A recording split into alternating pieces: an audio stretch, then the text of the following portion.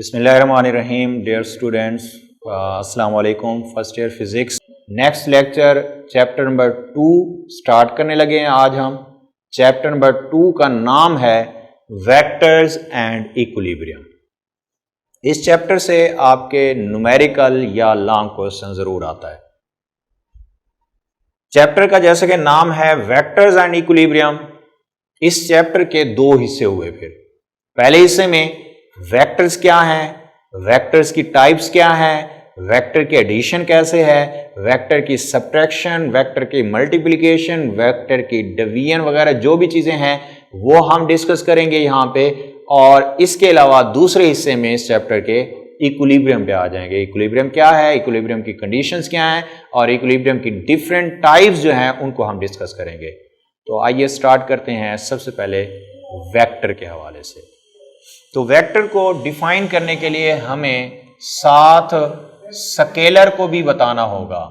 तो एक तरफ वेक्टर्स और एक तरफ हम स्केलर लिख लेते हैं, यानी हम डिफरेंशिएट करने जा रहे हैं वेक्टर और स्केलर में।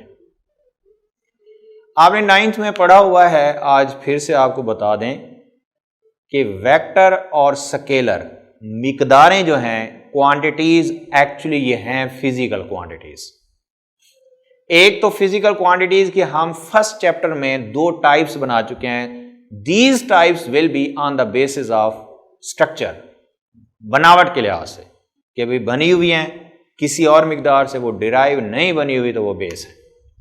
आज हम उन्हीं फिजिकल क्वांटिटीज जो मेजरेबल होती हैं उनकी हम दो और टाइप्स बनाने जा रहे हैं। इसका मतलब ये चार ना हो गई, वो अलहदा थी, ये अलहदा है। वो बनावट के लिहाज से हैं और ये जो दो टाइप्स हैं ये डायरेक्शन के हिसाब से, सेमत के हिसाब से। मैं आपको पहले मिसाल दे दूं, बाद में तारीफें कर देता हूं।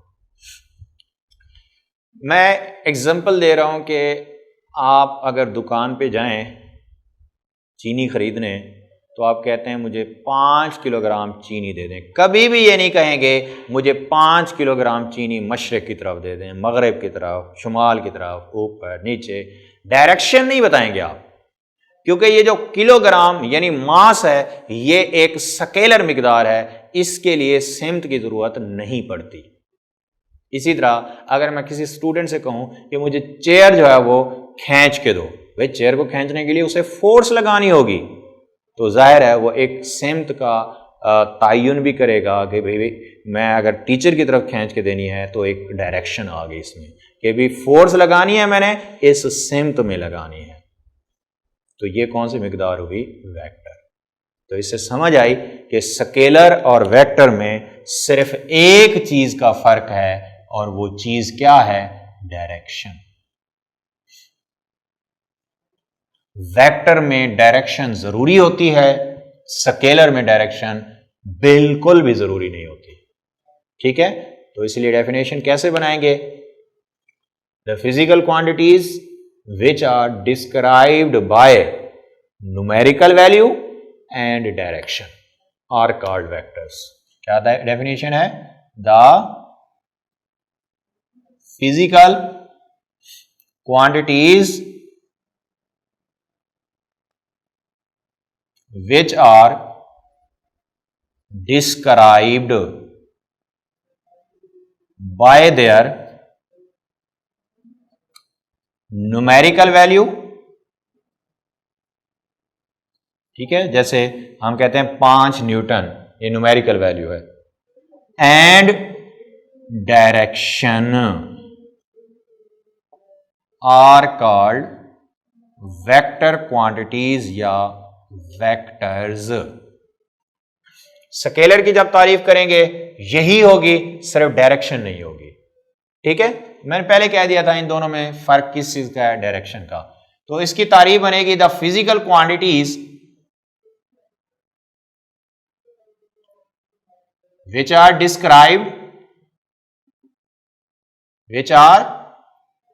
Described by their only numerical value. इसमें मैग्नीट्यूड और यूनिट साथ आ जाएंगे। numerical value are called scalar quantities या are called scalars। अगर एग्जाम्पल देना चाहें तो चंद एक यहां एग्जाम्पल दे देंगे, बाकी जब हम पढ़ते जाएंगे तो हमें पता चल जाएगा कि किसकी सिमत जरूरी होती है बयान करने के लिए और किसकी सिमत जरूरी नहीं होती, यानी कौन से स्केलर है कौन से वेक्टर है वो हमें बाद में पता चलता रहेगा। तो वेक्टर में एग्जाम्पल दे सकते हैं, फॉर एग्जाम्पल डिस्प्लेसमेंट, इसकी सिमत होती है वेक्टर है, वेलोसिटी, फोर्स, वेट, टेंशन, ठीक है, ये सारी कौन सी क्वांटिटीज हैं, वेक्टर है, क्योंकि इन्हें बयान करने के लिए सिमत भी जरूरी है।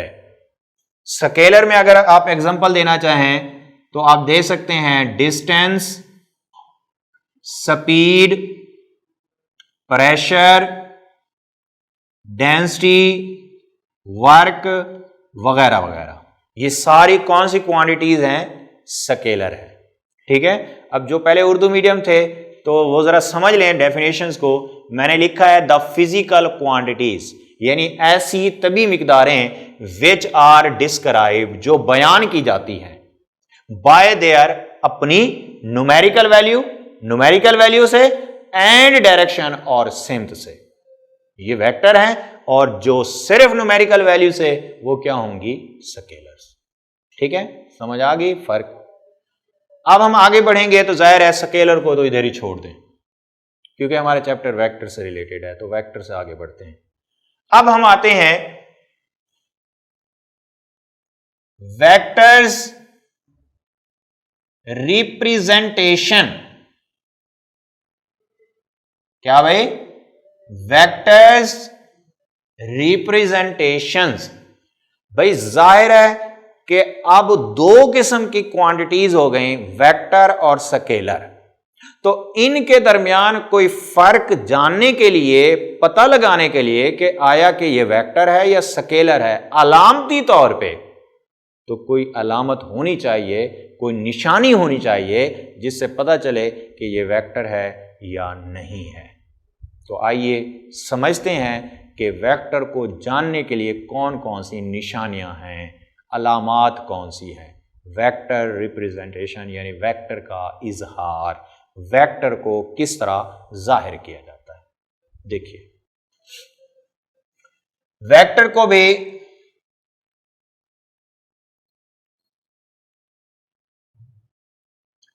किताबों में जाहिर करने के लिए और तरीका है, नक्शों में या ग्राफिकली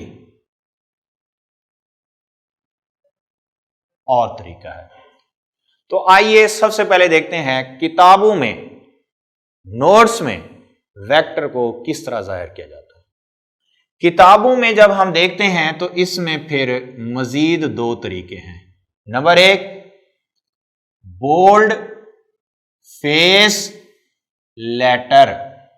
कौन सा तरीका भाई, बोल्ड फेस लेटर। बोल्ड मोटी, फेस शक्ल वाले, लेटर हरूफ, मोटी शक्ल वाले हरूफ, जिसे कहते हैं उर्दू में जिली हरूफ। वो क्या होते हैं, मसलन अगर आपने लिखा ए, ये लाइट फॉर्म में है, बारीक लेटर है, मैं अगर इसको बोल्ड कर दूं